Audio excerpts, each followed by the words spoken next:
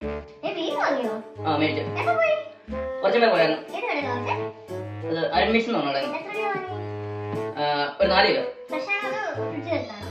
ഫ്രഷാ? അല്ല, നമ്മളിവിടെ ഞാൻ ഇവിടെ കട്ട് ചെയ്തതാ. അവിടുത്തെ ചേട്ടൻ.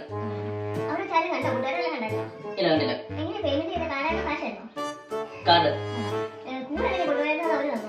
കൂടെ അവര് തന്നു.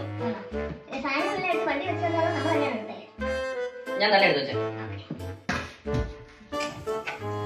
ആ, എന്നുണ്ടാക്കാം. എങ്ങനെ ഉണ്ടാക്കുന്നേ?